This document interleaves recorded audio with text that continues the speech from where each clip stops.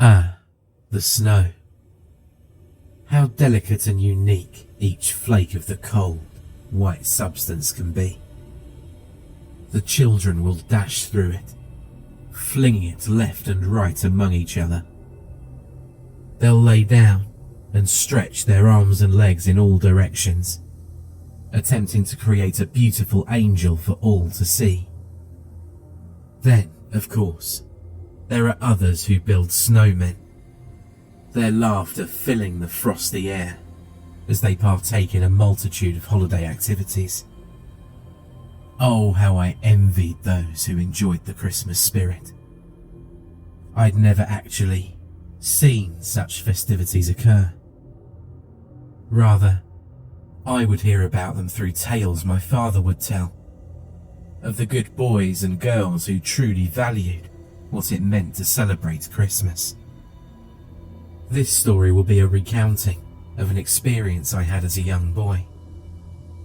After finding myself away from my childhood home and actually close to civilization, I began taking the time to recollect a few memories from my past. Between strange occurrences I couldn't explain back then, and one freakish moment I experienced at that point in time, I suppose this will act as a warning for you. I truly want to help you, and this is perhaps the best way I can spread the word around about what I've discovered about the holidays without him finding out. I need to be discreet about this. Although I've travelled as far away from my old home as I can, I know for a fact that he's still out there and that he can find me. I don't want to risk it, so maybe, if a few people who see this help me spread it around, I won't have to worry about the consequences of my actions. It's the best I can hope for, I suppose.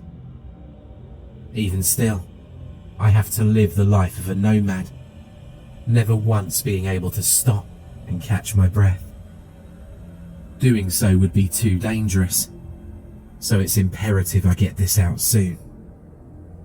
Now, since I've finished my introduction, I suppose it's time to release something I've been holding back on for quite some time now. I can only hope that I make any sort of difference by doing this. My childhood was a strange one. When December would come, I found myself locked inside my house. My father and I didn't adorn the halls with stockings or decorations, nor did we erect a Christmas tree in our living room. The fireplace was constantly extinguished, robbing me of the comfort I desired. Each night, I would curl up in bed, trembling as the cold air ran across my body, and I stared up at the ceiling, my mind completely blank. Yes, it was as bad as it sounds. No, I didn't mind how rough things could get. There always seemed to be an innocent part of me that didn't mind the way I lived my life, no matter how barren the house could be during all times of the year. Don't get me wrong, my father was very good to me. I can't recall a day he didn't show me his big, wide smile and treat me as best he could. He took care of me, fed me well, and was a good parent overall. He was a rather portly fellow, but a kind man nonetheless. The only issue is that, well, he wasn't a big fan of the holidays. It made for a very bleak life around the winter time especially. It confused me as to why he would tell me about how the other children had such a great time. I often thought he did it to make a bit of fun, or that perhaps he was just pulling my leg. I'd never seen the things he described to me after all, so it would make sense that maybe they were just stories. I rarely found it strange that we didn't live remotely near anyone else. Our small wooden hut was located high in the mountains, where the slopes would be treacherous for anyone ascending or descending the terrain. Perhaps, even if I had wanted to see the outside world, I wouldn't have been able to. It would have been impossible for me to climb up or down the rugged area, let alone at such a young age. Because of the sheer height of the mountains where we lived, the air was thin and the winds blew fiercely. And the most I ever saw of the outside world was through the window.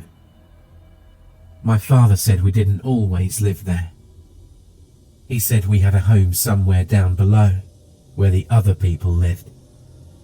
But we were in his vacation home, as he put it.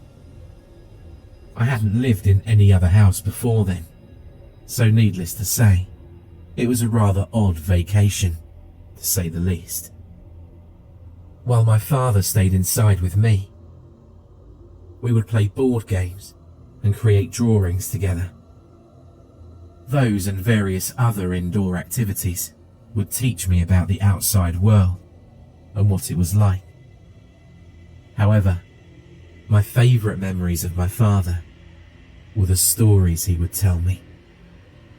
As mentioned before, he would tell me of his experiences with that which dwelled under the mountain and across the world. His various interactions with such people piqued my curiosity, and upon my request to learn more, he'd bring me books and magazines. Those sources were my first true contact with society, and I'd spend hours at a time reading. It kept me busy, and despite the lack of holiday cheer in my life, I was content. As each December came, my father would start spending less time with me and more time in his private office. I only ever saw him carrying a large list of what appeared to be names on a sheet, and then he would vanish for lengthy periods of time. I always wondered what he did up there, but he never took the time to explain. He always brushed off my questions or dismissed them as simple. You'll understand when you're older, kiddo. I never found myself content with those answers, and in a time where I wanted to learn, that lack of knowing the truth bothered me a lot. For years, I felt as if my thirst for knowledge would remain unquenched, for the simple reason that I hadn't a clue what my father did. After mischievously trying to sneak into his office one night while he slept, I found that the door was locked, and I never found the key. With my determination fleeting, I decided to just mind my own business and let it be. Several years of this same pattern would come and go, and I was fine with it at first. However, I was not fine with the repetitive and quite frankly monotonous routine. I'd read all my books, perfected all of my art, and it got to the point where my father would be retelling the same old stories. I grew tired of these tedious rituals, and thus my curiosity sparked once more. It had been years since I learned about the existence of my father's office. I thought that perhaps I was old enough to handle what was inside. You could imagine my dismay upon being denied my request to enter the room. I must have asked that man several times a month. Still, with his everlasting patience, he'd respond with a simple no each time. With all of this information out of the way, I think it's time I introduce you to something my father would do that would eventually cause my curiosity to spill over. You see, every night on December 24th, he would open the front door, a large brown bag slung over his shoulder. He'd wave goodbye to me with a jolly grin on his face. He'd release a cheerful laugh before closing the door and locking it behind him, making his merry way down the mountain with inhuman speed and skill before disappearing into the night. The following day, he'd come back exhausted. After taking his bag to his office, he'd then sleep for most of the day. I may have been an ignorant child, but I wasn't stupid. All the books I'd read, all the stories I'd heard, they connected like puzzle pieces together within my young brain. The lists, the 24th of December, the brown sack. I smiled ear to ear as a realization came to mind. I knew then, more than ever, that I had to find out what was in his office. So, I formulated a devious plan within my mind and decided it was worth a shot. After a few hours of waiting, I saw the sun begin to rise above the horizon. The snow had ceased on the mountain, and the morning was a calm one indeed. I struggled to keep my eyes open. I'd waited all night for my father to return, and I didn't want to quit. Not then, when I was so close. After much waiting, I felt my body begin to relax. I fought with all my strength to keep my eyes open, and right before I drifted into a sound sleep, I heard the front door open. I perked my head up and fixated my eyes on the shape of my father stepping through the doorway. He looked surprised to see me up so early, but he flashed that same warm smile he always did and rubbed my head gently. As expected, he ascended the stairs and opened his office door. He told me to wait outside and not to look in, and I obliged. As he exited the room and closed the door, I stopped him before he could lock it with his key. I quickly grabbed his arm and pulled him downstairs.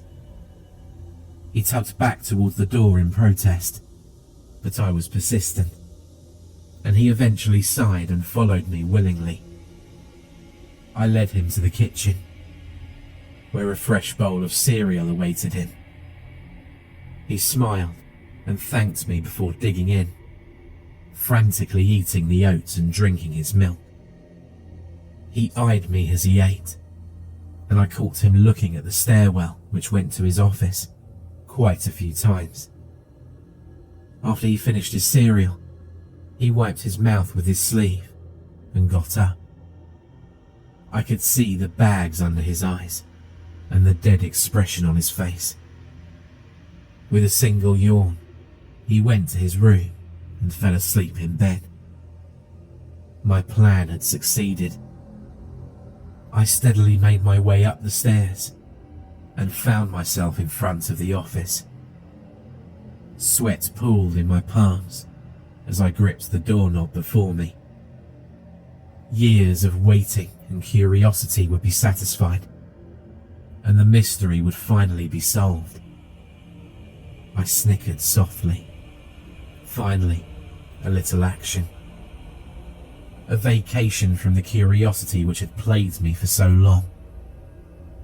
I trembled in excitement, and I pushed the door open and entered. A single desk stood in the middle of the room, and the brown bag sat on top of it. I slowly approached the desk, placing my hands on the bag. With one swift motion, I opened it and poked my head inside. To my surprise, its contents weren't exactly what I'd expected. What I saw in that bag left me scratching my head in confusion. Instead of what I thought would be in there, I found what seemed to be random objects at the time. I was disappointed with my findings, and I carefully made sure to exit the door and close it behind me. certain that I'd covered my tracks well. I never spoke a word of that experience to my father for fear of getting in trouble. I found myself chuckling a few times at how underwhelmed I was. I was expecting something far greater, only to find a strange assortment of items inside that bag. Perhaps I laughed to distract myself from the truth of what I saw, but I convinced myself that my dad was nobody special all along. And although it was still a mystery to me what he did those nights, I never thought more of it. It wasn't until I got much older and finally moved out of that house that I began thinking about what I'd found that day and what it truly meant. My father never hurt me, but I fear what may become of me by releasing this information. Perhaps he's still out there, doing what he does best. I only hope that this information being released can help someone out there. And maybe it can help me organize my thoughts and help me get some sleep at night. Believe me, I haven't gotten enough rest since I discovered what was really going on. The part of the Christmas holiday that they don't tell you. Maybe I fear that I'll become like him one day. That it's my predetermined fate to do as he did. I'm not certain, but all I know is this. He's my father. He's the reason I fear for my safety by writing this. I'll never forget what I found in that brown bag of his, for it all becomes clear to me now. I saw chains, coal, birch branches, rope, and branding irons. Each one had been used the previous night, and several child-sized shoes were also contained within the sack. All of them charred beyond repair.